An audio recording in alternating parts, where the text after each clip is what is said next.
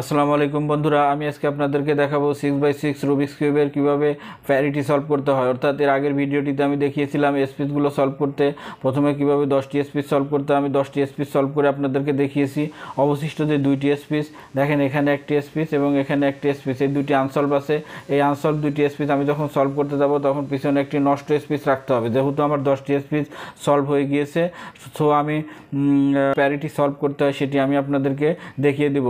এবং প্যারিটি কয়েক ধরনের প্যারিটি তৈরি হতে পারে। এই প্যারিটিগুলো খুঁজে বের করে আমি ধারাবাহিকভাবে আপনাদেরকে দেখিয়ে দেব কিভাবে প্যারিটি সলভ করতে হয়। তো প্রথম প্যারিটিটি কিভাবে সলভ করতে হয় সেটি আমি আপনাদেরকে দেখিয়ে দিচ্ছি। দেখেন, এখানে কিন্তু 2টি আনসলভ পিস আছে, অর্থাৎ এখানে উপরে 2টি সাদা এবং গোলাপি।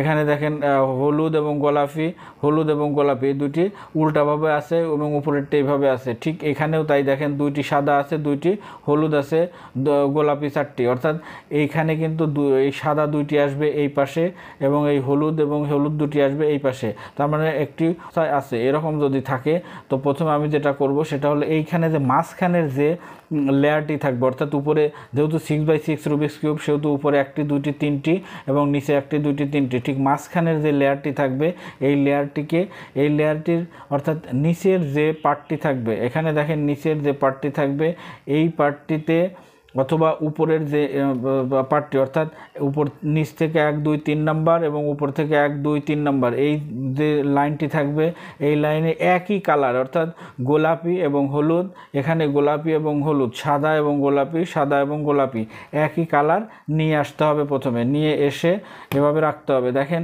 এখানে কিন্তু হলুদ এবং গোলাপি, এখানে হলুদ এবং গোলাপি, এরকম একই লাইনে নিয়ে এসে এটিকে এইভাবে সামনে ধরবেন, ধরে এই নিচেরটাকে ঘুরিয়ে এপাশে ডান দিকে দিয়ে দেবেন। ডান দিকে দিয়ে একটি সূত্র অ্যাপ্লাই করবেন। সূত্র অ্যাপ্লাই করলে আমার এই প্যারিটিটি সলভ হয়ে যাবে। সূত্রটি কি? প্রথমে দেখেন, right front inverse up right inverse front.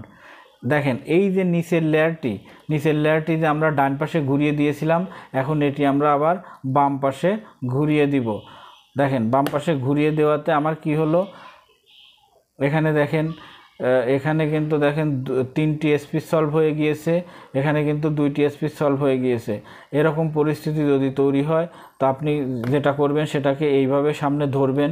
এভাবে সামনে ধরে উপরে ভালো করে লক্ষ্য করবেন যে উপরের প্যারিটিতে এই এসপিসে যখন 3টি কালার একই হয়ে যাবে, অর্থাৎ গোলাপি এবং সাদা, এবং একটি যখন আনসলভ থাকবে তখন আনসলভ পিসটি আপনি হাতের ডান পাশে রেখে আবার লক্ষ্য করবেন। এখানে যে 4টি এসপিস আছে এই 4টি এসপিসের 3টি এসপিস যখন একই কালার হবে অর্থাৎ সলভ হয়ে যাবে। দেখেন এই 3টি সলভ, কিন্তু এইটি আনসলভ।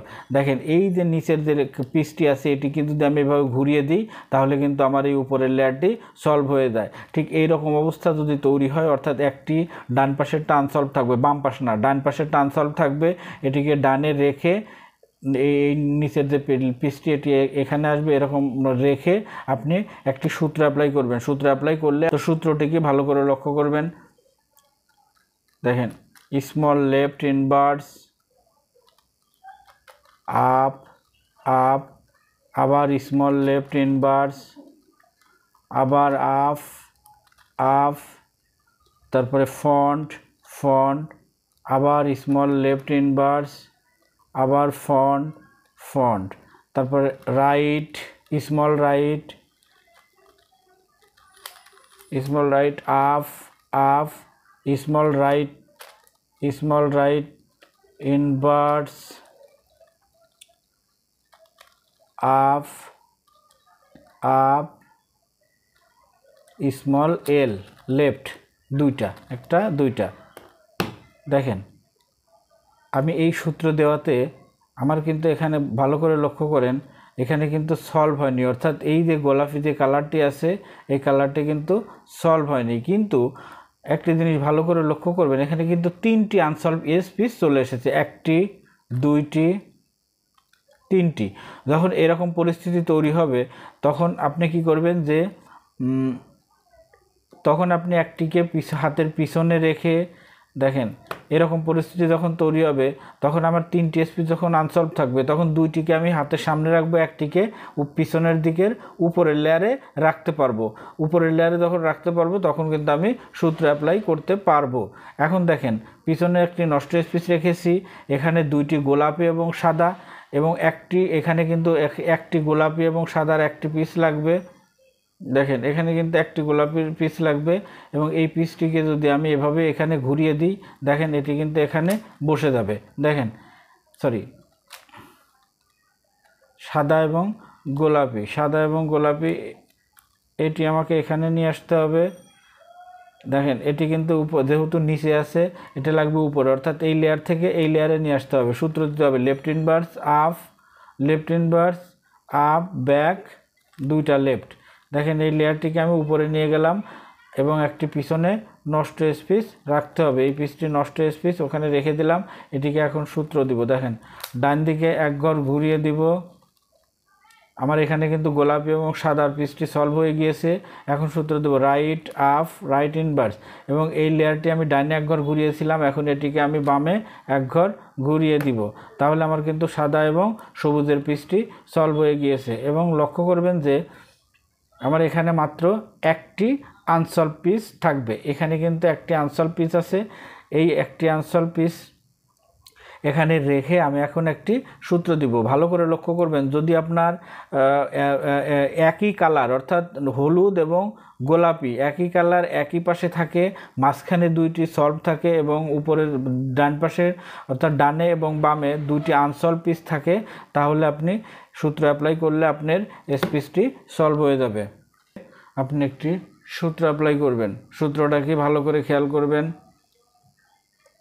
স্মল এল আপ যেহেতু আমি এটি ফন্ট ধরেছিলাম, এখন আমার নিচের যে লেয়ারটি ফেসটি ছিল এটিকে আবার ফন্ট ধরতে হবে, অর্থাৎ ঘুরিয়ে নিতে হবে। এটিকে উপরে দিয়ে এটি সামনে নিয়ে আসতে হবে। তারপর আবার স্মল আর, তারপরে আপ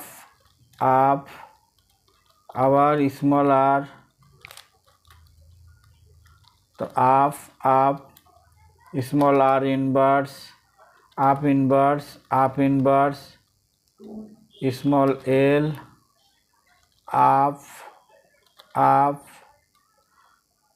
তারপরে হচ্ছে 4টা আর স্মল, অর্থাৎ 1 2 3 4টি, এই 4টি আর রাইট ইনভার্স, তারপরে আপ ইনভার্স আবার রাইট